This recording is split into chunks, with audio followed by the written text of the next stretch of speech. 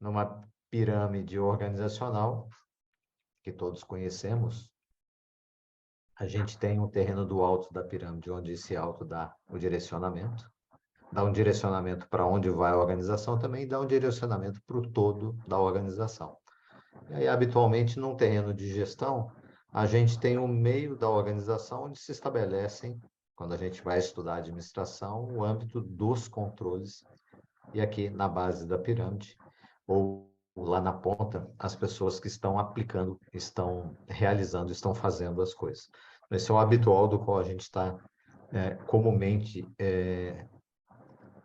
vivenciando nas nossas vidas.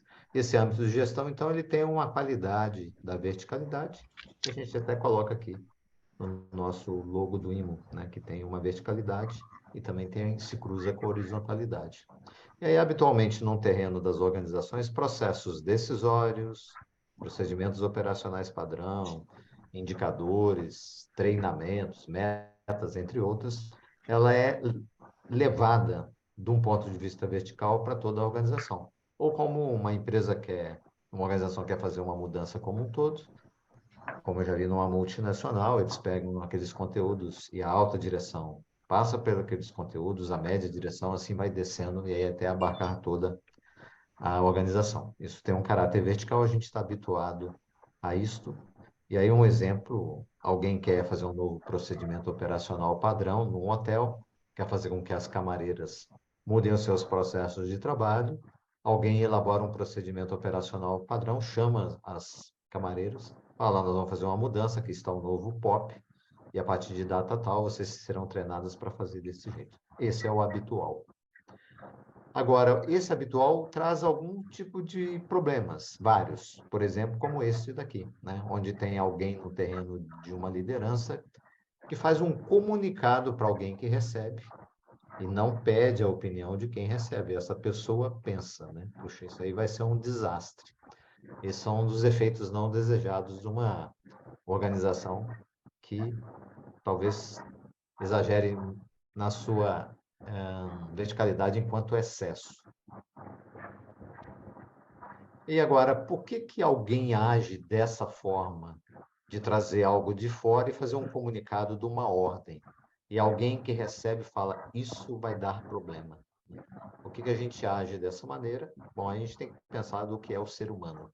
A gente age do ponto de vista de gestão e também nas nossas vidas sociais por modelos. Esses modelos alguém nos ensinou ou alguém pratica e a gente entra naquele modelo porque a gente tende a achá-lo que ele é inteligente, racional, bem pensado, ele é produtivo, e alguém colocou aquilo, a gente usa também, porque esse modelo foi aplicado no passado e ele deu certo, de alguma forma ele deu certo. E aí, nesse sentido, modelos são formas. E aí, uma pessoa aqui, que ela está no âmbito de liderança, por exemplo, ela tem que prestar muita atenção nisso, porque, por exemplo, aqui tem uma forma arquitetônica. Alguém pensou no modelo, usou fórmulas e criou uma casa. E, por outro lado, quando essa liderança vai conversar com uma pessoa, e no diálogo com essa pessoa que está falando, essa pessoa tem modelos de pensamento, também tem modelos de comportamento. E aí esses modelos, eles vão virar processos. E aí aqui uma fotografia tirada do filme Tempos Modernos do Chaplin, famoso filme, onde está numa linha de produção, e aí ele tem que ficar correndo, porque ele tem que cumprir ali, apertar parafuso, e tem um supervisor, um gerente, alguém que controla gritando na orelha dele e apontando o que ele deve fazer. Então, os processos também provêm dessas nossas criações.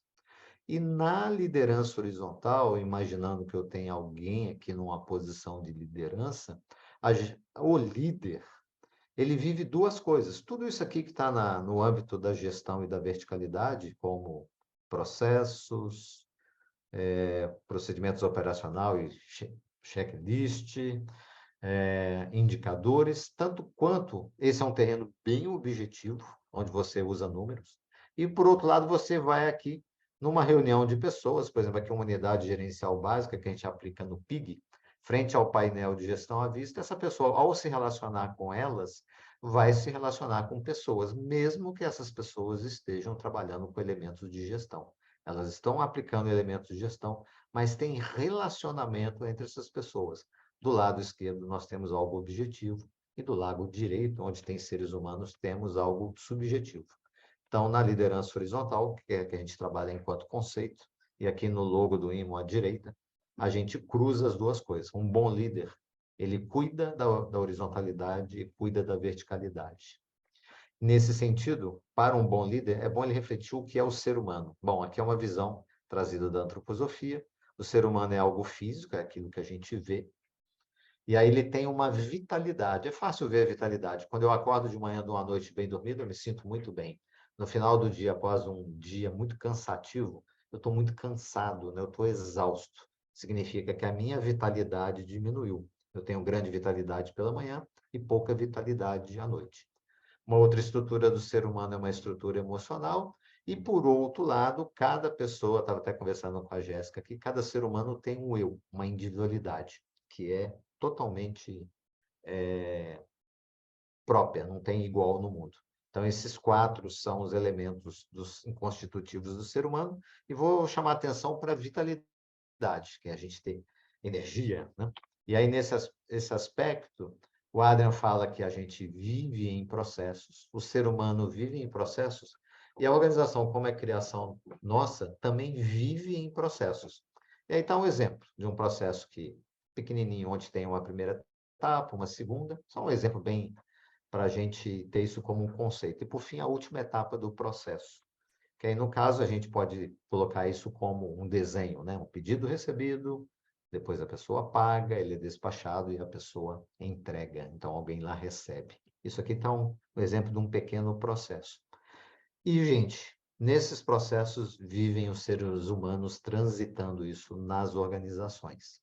Aí eu trouxe aqui uma foto do monjolo, que isso lá, há muito tempo atrás, servia para o quê? Para quebrar milho lá na roça, né? Então, você tem um fluxo de água, quando isso aqui pesa, isso aqui vai para baixo, aqui tem um eixo, isso aqui levanta. Quando a água cai, esse negócio bate, quebra o milho. É o que se fazia isso há dezenas de anos atrás. Então, eu estou dizendo isso que a gente vive no processo, que tem um fluxo de água para fazer um instrumento funcionar. Mas aí tem um ponto importante. Quando a gente pensa em processos, e mesmo que tenha instrumentos, e a gente está evoluindo hoje para a tecnologia da informação que está dominando tudo, os processos não necessariamente estão ali dentro, mas a gente tem que pensar os seres humanos transitando nas diversas atividades ou nos diversos instrumentos. E aí, nesse sentido, gente, bons processos é fluxo. E fluxo, gente, é aquilo que a gente consegue fazer uma linha. A coisa vai indo, vai indo. Um bom fluxo, uma sequência, uma atrás do outro, sem interrupções, sem atrapalhamentos, sem aborrecimentos, e que vai e vai, e os seres humanos envolvidos, eles se perdem nesse fluxo. Aí, tal qual a água. E a água está relacionada à vida e vitalidade. Água, vitalidade, fluxo, as coisas estão todas correlacionadas. Na imensidão da floresta amazônica, olhando de cima, a gente pode imaginar essa água fluindo. A vida está fluindo. Nada está atrapalhando nesse sentido, né? Então, gente, toda vez que a gente tem bons fluxos, bons processos, sem interrupções, o ambiente fica leve, fica bom. Isso traz bem-estar para as pessoas. E aí eu posso falar enquanto médico mesmo, né? E também como consultor. Traz saúde para as pessoas. Bons processos traz bem-estar e saúde, porque as coisas estão fluindo em linha. E o processo necessita, então, um bom processo que ele tenha um objetivo claro, onde as pessoas vão chegar. E é necessário também uma boa concentração enquanto você está dentro do processo. Ter um bom processo para quem cuida é ficar olhando se todo o fluxo está funcionando. E quem está lá dentro do processo precisa estar concentrado para estar no fluxo do processo. E aí, então, nesse sentido, a concentração humana, o nosso cérebro, só funciona de maneira apropriada quando eu estou trabalhando num ambiente que tem correlações. A concentração exige uma base de correlações. E aí, nesse sentido, a correlação me traz um contexto. Então, uma boa concentração sempre, mas sempre está dentro de um bom contexto. Aí eu tenho uma linha, que aí, se eu tenho um foco em produzir coxinhas, contexto, produzir coxinhas. Se eu estiver só produzindo coxinhas, perfeito, minha concentração está ótima. Assim, tal qual trabalhar no computador. É outra atividade, são atividades diferentes, né? É claro que cozinhar, pode ser que eu esteja preparando uma coxinha e fazendo alguma outra coisa.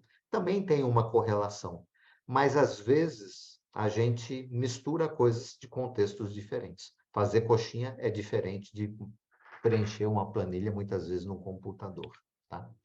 E aí isso nos remete ao que é o ser humano que tem hábitos. Como eu dei o exemplo lá da gente chegar numa organização, as pessoas estarem fazendo porque alguém ensinou, alguém está reproduzindo, alguém está fazendo. Isso é um hábito. E atrás de muitos hábitos tem crenças. Esse é um ponto importante na consultoria do IMO, que é um ponto essencial que a gente trabalha nas organizações, as crenças que estão dentro das pessoas. E muitas dessas crenças levam aos processos de interrupção. As interrupções.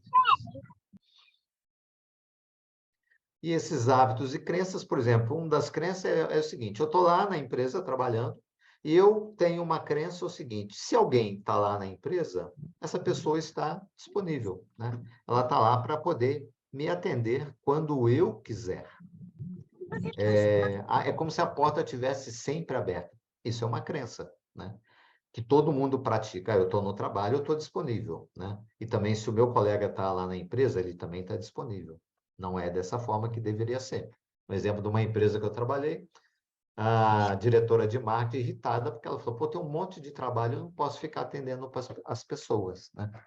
Mas a questão é, a pergunta para ela, você comunicou que você não pode estar disponível, né? No caso, outra crença, se eu sou líder, eu posso interromper. Se eu sou o dono da empresa, eu posso interromper.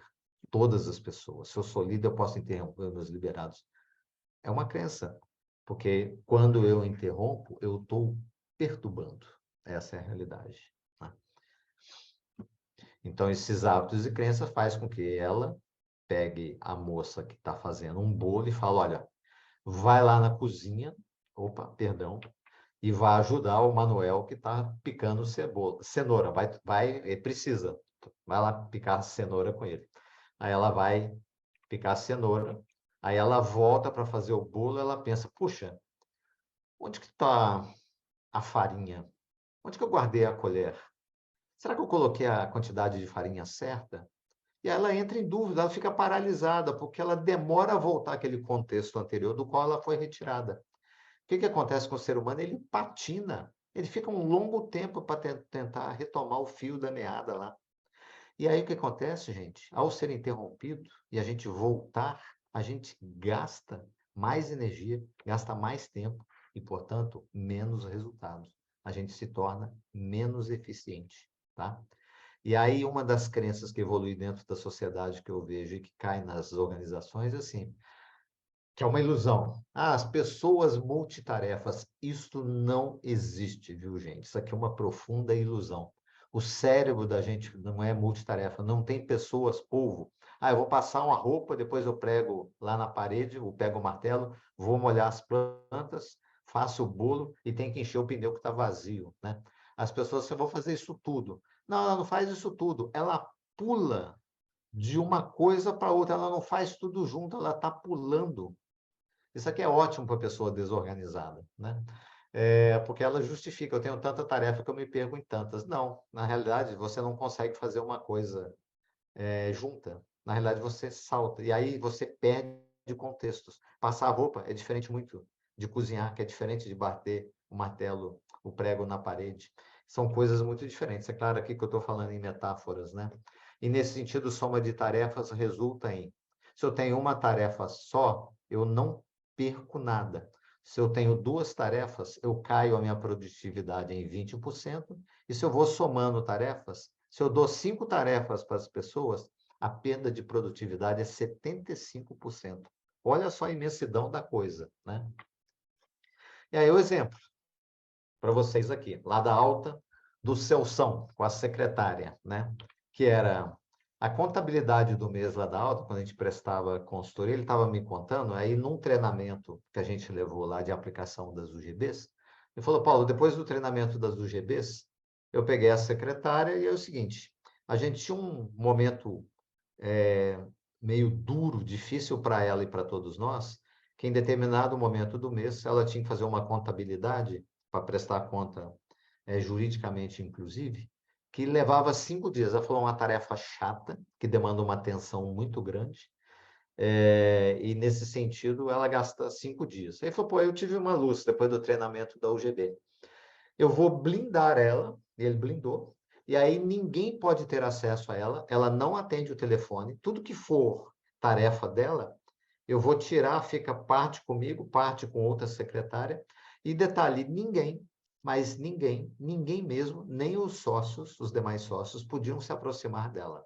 Ela tinha que chegar no dia do trabalho e ter concentração absoluta para fazer aquilo que demandava uma atenção muito grande e tinha que ter uma margem mínima de erros. Então, o que ele fez? Ele a blindou, tirou o telefone, comunicou os sócios, a empresa inteira, e falou, ó, quando ela estiver nesse dia aqui, tá todo mundo, ninguém pode chegar nela. Ela não tem telefone, ela não tem sala, ninguém pode se aproximar dela.